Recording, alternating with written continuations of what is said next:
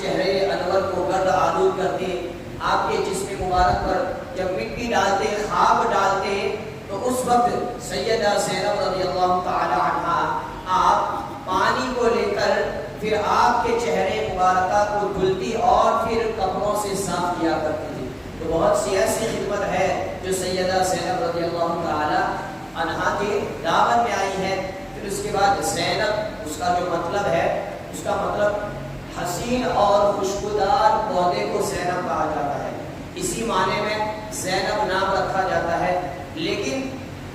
ہم جب زینب نام رکھتے ہیں اپنی بچیوں کا تو ہمارا مقصد یہ ہوتا ہے کہ یہ ان پاک باز ہستیوں کا نام ہے تاکہ اللہ تبارک و تعالی ہماری بچیوں میں ان کی برکت شامل فرما دے۔ لہٰذا آپ اہل بیت کو دیکھیں، اہل بیت کی بہت سی خواتین کا نام زینب ہوا ہے، جیسا کہ حضور کی شہزادی یہ بھی زینب ہے۔ ایک زینب جن کو بی بی زینب کہتے ہیں جو کہ حضرت امام حسین کی بہن ہے، سیدہ فاطمہ رضی اللہ تعالی عنہا کی شہزادی ہے جو کربلا کے میدان میں تھی۔ اسی طریقے سے بہت سی خواتین زینب کے نام کی مل جائے گی۔ تو ہم جب اپنی بچیوں کا نام زینب رکھیں تو مراد یہ ہوتی ہے کہ ان پاک باز ہستیوں کے فیضان کو ہماری بچیوں میں اللہ تبارک و تعالی جاری فرما دے۔ تو سیدہ زینب کا نکاح حضرت ابو العاص بن ربیع کے ساتھ ہوا۔ حضرت خدیجہ رضی اللہ تعالی عنہا کی فرمائش پر، جو کہ ابو العاص بن ربیع یہ آپ کے خالہ زاد بھائی تھے، یعنی حضرت خدیجہ کی بہن حالہ ان کے شہزادے تھے، تو آپ کی سفارش پر سیدہ حضرت خدیجہ رضی اللہ تعالی عنہا کے کہنے پر اللہ کے رسول صلی اللہ تعالی علیہ وسلم نے اپنی شہزادی کا نکاح ابو العاص بن ربیع کے ساتھ کر دیا، جو کہ ایک بڑے ہی کامیاب اور ایماندار تاجر تھے۔ اور اس کے بعد حالانکہ جب اعلان نبوت ہوا، سیدہ زینب رضی اللہ تعالی عنہ آپ ایمان لے آئی، تو اس وقت ابو العاص ایمان نہیں لائے تھے۔ مشرکین مکہ نے یہاں تک آپ کو آفر کیا کہ ابو العاص اگر تو محمد کی بیٹی کو اپنے نکاح سے علیحدہ کر دے، اگر اس کو تو طلاق دے دے، تو جس عورت کو تو چاہے گا ہم اس عورت کو تیرے نکاح میں دے دیں گے، جس حسین و جمیل عورت کو تم چاہو گے اس عورت کو ہم تمہاری دہلیز تک پہنچا دیں گے، شرط یہ ہے کہ محمد کی بیٹی کو اپنے نکاح سے نکال کر محمد کی بیٹی کو بھی ذلیل کرو اور محمد کے لیے بھی افسوس کا سبب بن جائے۔ تو حضرت ابو العاص نے کہا جو ایمان تو نہیں لائے تھے، کہا کہ میں ہرگز زینب کے علاوہ کسی خاتون کو اپنے لیے حلال نہیں سمجھتا، اور شاید یہی وہ ریزن تھا کہ اتنا کچھ ہونے کے باوجود، یعنی کہ مشرکین کی جانب سے مسلمانوں کے خلاف جنگ میں شریک بھی ہوئے، قید بھی ہوئے، فدیے بھی پیش کیے گئے، آزاد بھی ہوئے، لیکن بالآخر حضرت ابو العاص ایمان لے آئے۔ تو ایمان لانے کا سبب آپ کا یہ کردار تھا کہ آپ نے اللہ کے رسول صلی اللہ تعالی علیہ وسلم کی شہزادی کو اتنا کچھ ہونے کے باوجود اپنے نکاح میں برقرار رکھا، جس کی وجہ سے خود اللہ کے رسول صلی اللہ تعالی علیہ وسلم نے بھی آپ پر فخر کیا تھا۔ لہذا جب آپ مشرکین مکہ کی جانب سے جب آپ مسلمانوں کے خلاف جب شامل ہوئے جنگ بدر میں، اور پھر جنگ بدر میں جب آپ کو قید کر لیا گیا اور جب قیدی بنا کر جب حضور کی بارگاہ میں پیش کیا گیا، جبکہ ان قیدیوں میں حضرت عباس بھی تھے، اور یہ تھا کہ بھائی جو بھی قید کر لیا جاتا ہے مال کے عوض، یعنی کچھ مال دے دے تو ان کو چھوڑ دیا جائے گا۔ اسی طریقے سے حضرت عباس بھی اس میں تھے۔ حضرت عباس کا واقعہ معلوم ہوگا، حضرت عباس نے کہا کہ میرے پاس تو کچھ ہے نہیں، میں کیوں دوں گا؟ تو اللہ کے رسول صلی اللہ علیہ وسلم نے کہا چچا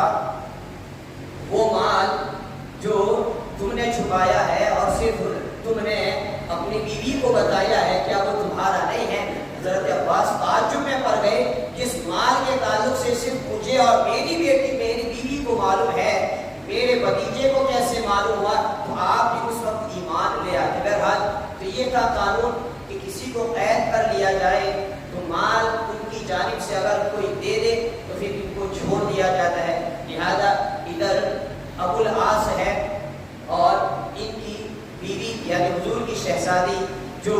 مکہ معظمہ میں ہے وہاں پر ان کے ساتھ کوئی نہیں ہے، لہذا یہ طے ہوا، لہذا سیدہ زینب آپ کے پاس جو قیمتی ہار تھا وہ ہار حضور کی بارگاہ میں پہنچاتی ہے تاکہ اس ہار کے عوض میرے شوہر نامدار کو رہا کر دیا جائے۔ جیسے ہی وہ ہار حضور کی بارگاہ میں آتا ہے آپ کی نگاہیں، آپ کی آنکھیں آنسوؤں سے تر ہو جاتی ہیں، اس لیے کہ زینب نے جو ہار ابو العاص کے فدیے کے طور پر بھیجا تھا وہ ہار سیدہ خدیجہ نے آپ کی رہائی کے وقت دیا تھا، لہذا اس ہار نے آپ کو سیدہ خدیجہ کی یاد دلا دی، اور دوسری جانب اپنی بیٹی کی غربت کہ میری بیٹی وہاں پر تنے تنہا ہے، اگر یہ بھی فدیے میں دے دے گی تو اس کے پاس کیا باقی رہے گا۔ لہذا پھر صحابہ کرام کے مشورے پر یہ بات طے ہوئی کہ ابو العاص مکہ جائے، حضور کی شہزادی کو خوشی بخوشی مدینہ پہنچا دے، ہم تمہیں مکہ آسانی کے ساتھ پہنچا دیں گے۔ لہذا اسی شرط اور اسی معاہدہ پر ابو العاص کو رہا کیا گیا کہ تم جاؤ گے مکہ، اور مکہ جا کر پہلا تمہارا کام یہ ہوگا کہ سیدہ زینب کو صحیح سلامت مدینہ پہنچا دو گے۔ جیسے ہی حضرت ابو العاص مکہ گئے، جو معاہدہ جو کانٹریکٹ ہوا تھا اس کے حساب سے اپنے بھائی کنانہ کے ساتھ سیدہ زینب کو بھیجا کہ ان کو مدینے کے راستے تک چھوڑ آؤ، اور ادھر سے اللہ کے رسول صلی اللہ تعالی علیہ وسلم نے حضرت زید بن حارثہ کو بھیجا اور ان کے ساتھ یہ درمیان میں سن تم سیدہ زینب کو صحیح سالم لے آؤ۔ لیکن اس کے باوجود چونکہ مکہ میں آپ ہی صرف تھی، اس لیے جب مکہ والوں کو پتا چلا کہ زینب تو ہجرت کر رہی ہے، اب مدینہ چلی جائے گی، محمد کے پاس چلی جائے گی، لہذا اب بھی ہمارے پاس موقع ہے نسبت کی وجہ سے ہم ان کو تکلیف پہنچائے، لہذا آپ نے اس سفر میں بھی سیدہ زینب کو ان لوگوں نے تکلیف دینا نہیں چھوڑا، لہذا آپ کا جو اونٹ تھا اس اونٹ کو نیزہ مار کر گرایا گیا، جس کی وجہ سے آپ بھی خود گر گئی، اور اس کی وجہ سے اس وقت جب کہ آپ حاملہ تھی اونٹ سے گرنے کی وجہ سے آپ کا حمل بھی ساقط ہو گیا۔ اس کے علاوہ بہت سی تکلیفوں کو آپ نے برداشت کیا، اور اس کے بعد جب آپ حضور تک پہنچی تو اللہ کے رسول صلی اللہ تعالی علیہ وسلم نے کہا یہ میری وہ شہزادی ہے جس کو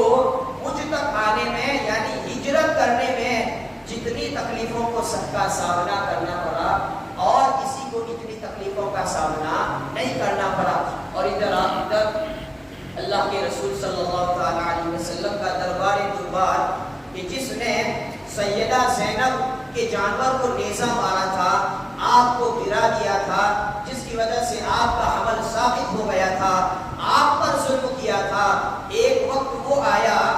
کہ جب وہ حضور کی بارگاہ میں آ کر اپنے تمام جرموں کو قبول کرتے ہوئے ایمان لانے کے تعلق سے کہتا ہے، اللہ کے رسول صلی اللہ تعالی علیہ وسلم فرماتے ہیں اسلام، ایمان اور کلمہ پچھلے سارے گناہوں کو مٹا دیتا ہے، تو اسلام لاتا ہے میں نے تیرے سارے جرموں سے درگزر فرما دیا، تو یہ ہے محبت کی بارگاہ۔ تو اس طریقے سے سیدہ زینب رضی اللہ تعالی عنہا اللہ کے رسول صلی اللہ تعالی علیہ وسلم کی بارگاہ میں آ جاتی ہے۔ ادھر پھر 7 ہجری کو حضرت ابو العاص رضی اللہ تعالی عنہ یہ بھی حضور کی بارگاہ میں آ کر ایمان لے آتے ہیں، اور جب یہ بھی ایمان لے آتے ہیں پھر اللہ کے رسول صلی اللہ تعالی علیہ وسلم پھر سے سیدہ زینب کا اور حضرت ابو العاص بن ربیع کا نکاح فرما دیتے ہیں، اس لیے کہ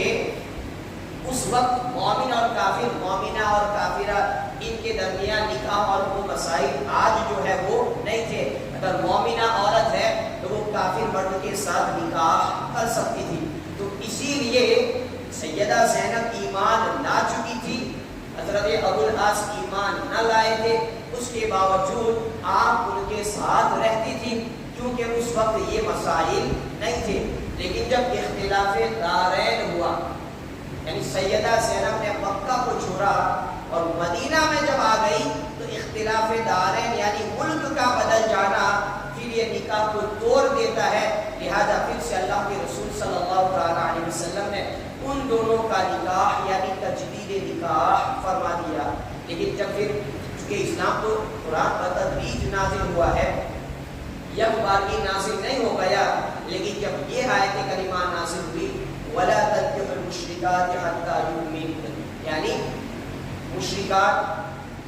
کو نکاح میں نہ دو یہاں تک کہ وہ ایمان لے آئے. تو اس آیت کے بعد کافر کا نہ مسلمان عورت کے ساتھ نکاح ہو سکتا ہے، نہ مسلمان مرد کا کافرہ عورت کے ساتھ نکاح ہو سکتا ہے، اس لیے کہ اب نکاح کے لیے دونوں کا جانبین کے عقائد، ملت، مذہب، درد کا ایک ہونا ضروری ہے. اللہ تعالیٰ فرماتا ہے لا ہن حل لہم ولا ہم یحلون لہن، آپس میں یہ ایک دوسرے کے لیے حلال نہیں ہے. لہذا پھر آپ کا تجدید نکاح ہوا اور اس کے بعد سیدہ زینب نے جو جن مسائل، جن صعوبتوں کو برداشت کیا تھا، وہ تکلیفیں آپ کے لیے سبب بنی، آپ کے لیے مرد اور آپ کے لیے وفات کا سبب بنی. وہ تکلیفیں ہمیشہ آپ کو ستاتی رہی، جس کی وجہ سے آپ کی جب وفات ہوئی تو صحابہ نے آپ کو شہیدہ بھی کہا. آپ شہید نہیں ہوئی، لیکن وہ جو ہجرت میں جو آپ نے تکلیفیں اٹھائی تھی، وہ غم اور وہ پریشانیاں ہمیشہ آپ کو ستاتی رہی. لہذا جب آپ کی وفات ہوئی تو آپ کو شہیدہ کہا گیا. اللہ کے رسول صلی اللہ تعالی علیہ وسلم نے آپ کو خود اپنا پیراہن، اپنا تہبند دیا، چونکہ آپ کی حیات میں وصال ہوا تھا، اور کہا کہ یہ میرا تہبند ہے، میری شہزادی کو اسی میں کفناؤ. اللہ کے رسول صلی اللہ تعالی علیہ وسلم کا تہبند بطور کفن سیدہ زینب کے لیے استعمال کیا گیا. اور اس کے بعد آپ ایک لڑکا تھا اور آپ کی ایک لڑکی تھی، علی اور امامہ. اہل بیت کے نام جو ہے سین سے ہوا کرتے ہیں. علی جو تھے حضور کے نواسے، سیدہ زینب کے شہزادے، جو کہ بالغ ہونے سے پہلے آپ کا انتقال ہو جاتا ہے. یہ بھی قول ہے کہ جن کے یرموک میں آپ شہید ہوئے، اور آپ کی دوسری شہزادی حضور کی نواسی سیدہ امامہ رضی اللہ تعالی عنہا. آپ سے اللہ کے رسول صلی اللہ تعالی علیہ وسلم بہت ہی محبت کیا کرتے تھے، اور کیوں نہ ہو، اس لیے کہ نواسیہ ہر ایک کو پیاری ہوتی ہے، نواسیوں سے، بیٹیوں سے ہر ایک محبت کرتا ہے، الا یہ کہ اگر کوئی ظالم باپ ہو. اور یہاں پر تو ایسی نواسی جو والدہ کی شفقت سے محروم ہے، تو اللہ کے رسول صلی اللہ تعالی علیہ وسلم ہمیشہ سیدہ امامہ سے اس طریقے سے محبت کرتے تھے کہ مسجد نبی کے صفوں میں بھی آپ اپنے کاندھوں پر سیدہ امامہ کو بٹھایا کرتے تھے. بلکہ ایک بار نجاشی آیا، نجاشی نے حضور کی بارگاہ میں بہت سے تحفے پیش کیے. ان تحائف میں سے ایک سونے کی انگوٹھی بھی تھی. تو اللہ کی رسول صلی اللہ تعالی علیہ وسلم نے یہ انگوٹھی سیدہ امامہ کو عطا فرمائی. بلکہ ایک بار اللہ کے رسول صلی اللہ تعالی علیہ وسلم کی بارگاہ میں بڑا ہی قیمتی ہار پیش کیا گیا. اللہ کے رسول صلی اللہ تعالی علیہ وسلم نے کہا کہ یہ ہار میں اس کو دوں گا میرے اہل بیت میں سے، میرے گھر والوں میں سے، جس کو میں سب سے زیادہ چاہتا ہوں، جس سے میں سب سے زیادہ محبت کرتا ہوں.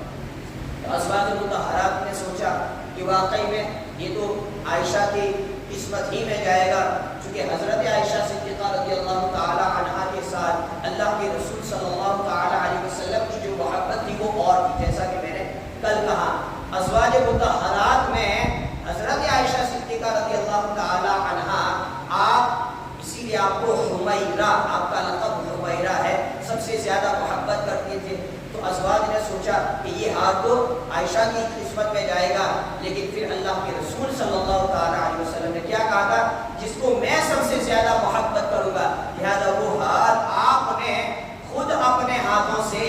اپنی نواسی سیدہ زینب کی شہزادی سیدہ امامہ رضی اللہ تعالی عنہا کے